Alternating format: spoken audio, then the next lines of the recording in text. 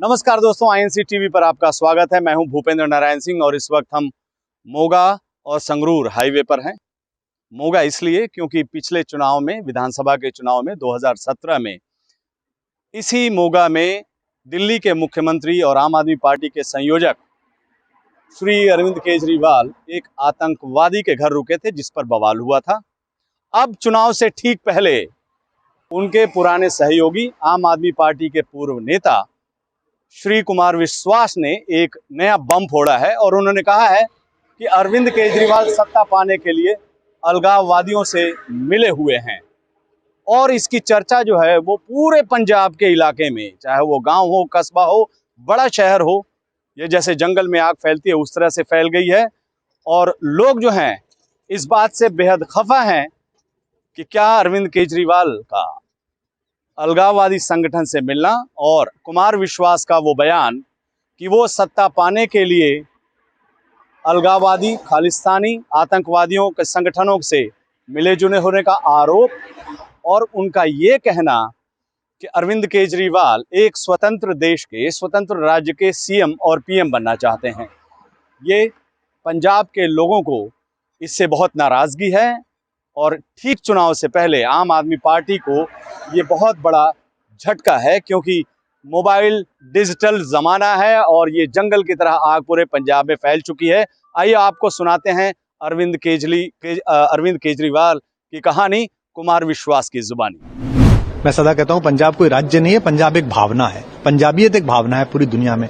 ऐसे में एक ऐसा आदमी जिसने एक समय में मुझे ये तक कहा था, जब मैंने उसको कहा कि ये जो फ्रिंज एलिमेंट हैं, जो अलगाववादी संगठन है, जो खालिस्तानी मूवमेंट से जुड़े हुए लोग हैं, इनका साथ मत ले पिछले चुनाव में।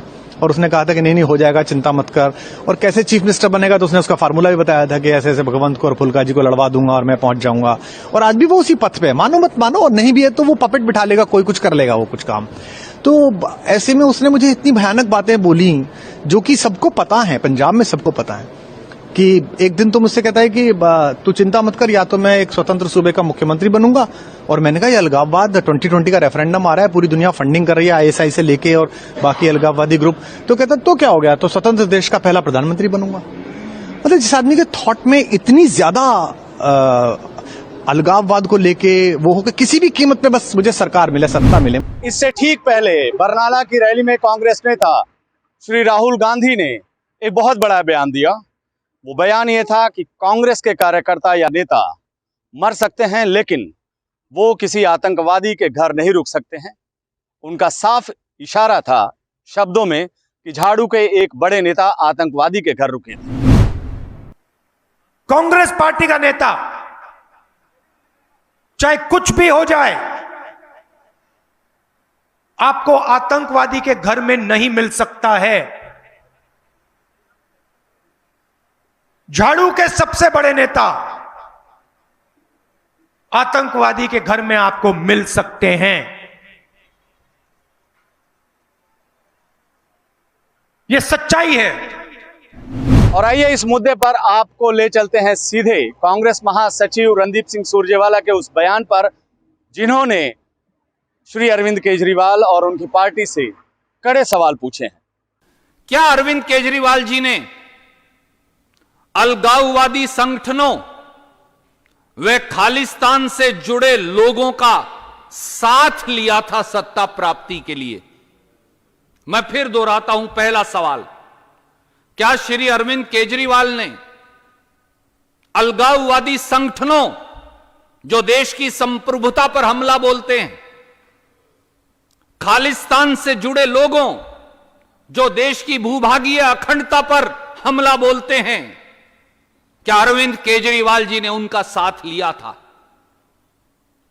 क्या उस समय का मोड़ मंडी का ब्लास्ट और अब जो हाल में ब्लास्ट हुआ है, क्या ये उन्हीं अलगाववादी व्यक्तियों और समूहों से जुड़ा है? और क्या श्री अरविंद केजरीवाल का ऐसे अलगाववादी संगठनों, समूहों और व्यक्तियों से कोई जुड़ाव है? क्या श्री अरविंद केजरीवाल भगवंत मान और एचएस फूलका का झगड़ा करवाकर चोर दरवाजे से पंजाब की सत्ता पर काबिज होना चाहते थे? सीधा सवाल है दूसरा, क्या चोर दरवाजे से अरविंद केजरीवाल उस समय भी भगवंत मान और एचएस फूलका का झगड़ा करवाकर सत्ता पर काबिज होना चाहते थे? और क्या यह सही नहीं कि अब फिर चेहरा भगवंत मान का और सत्ता के लिए लार टपक रही है खुद अरविंद केजरीवाल की?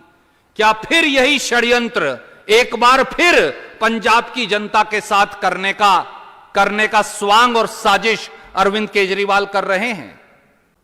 क्या अरविंद केजरीवाल खुद पंजाब का मुख्यमंत्री बनना चाहते थे और अब फिर वही षड्यंत्र दोहराया जा रहा है? या फिर अरविंद केजरीवाल दिल्ली के इशारों पर नाचने वाली कठपुतली को पंजाब की सत्ता पर चोर दरवाजे से काबिज करने का षड्यंत्र कर रहे हैं? जो कुमार विश्वास जी ने कहा, हम नहीं कह रहे, क्या श्री अरविंद केजरीवाल अलगाववादियों के साथ मिलकर, देश के टुकड़े करने वाली ताकतों के साथ मिलकर किसी हालत में भी, किसी प्रकार से भी पंजाब को देश से अलग करके, बहुत बड़ा इल्जाम है ये, पंजाब को देश से अलग करके एक अलग देश का प्रधानमंत्री बनने की सोचते थे? क्या कोई व्यक्ति 140 करोड़ लोगों में इस देश का ऐसी कल्पना भी कर सकता है? क्या श्री अरविंद केजरीवाल ने यह सोचा भी? क्योंकि यह सोचना भी देशद्रोह है, राजद्रोह है। Hello, check sound check. क्या उन्होंने कभी कुमार विश्वास जी को यह कहा कि मैं पंजाब को हिंदुस्तान से अलग कर आजाद मुल्क का प्रधानमंत्री बन जाऊंगा? क्या कोई यह सोच सकता है?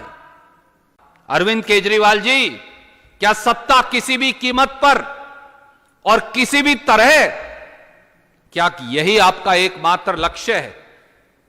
अरविंद केजरीवाल जी, आपके लिए देश और पंजाब बड़ा है या सत्ता और कुर्सी बड़ी है? केजरीवाल जी बताइए, देश और पंजाबी जानना चाहते हैं भाई हमारे। आपके लिए देश बड़ा है, पंजाब बड़ा है, पंजाबियत बड़ी है, या सत्ता और कुर्सी बड़ी है? क्या पंजाब के लोग ऐसे व्यक्ति पर विश्वास कर सकते हैं? वोट देना तो बहुत बड़ी बात है। क्या ऐसे व्यक्ति को पांच नदियों की इस पवित्र धरती पर, गुरुओं की इस धरती पर कदम रखने का भी अधिकार है? अगर यह बात सही है, ये वो सवाल हैं जो श्री अरविंद केजरीवाल को, पंजाब और देश की जनता को, जिनका जवाब देना पड़ेगा। और अब ये साफ हो चुका है कि पंजाब में आम आदमी पार्टी को इस बयान से, यानी कुमार विश्वास के बयान से काफ़ी नुकसान पहुंच गया है। जो युवा वर्ग है, महिला वर्ग है, या फिर हम बात करें जो बुजुर्ग लोग हैं और खासकर गांव के लोग, वो इस बयान से आम आदमी पार्टी की मुखालफत करने लगे हैं। इस बुलेटिन में इतना ही। आप देखते रहिए INC TV। नमस्कार।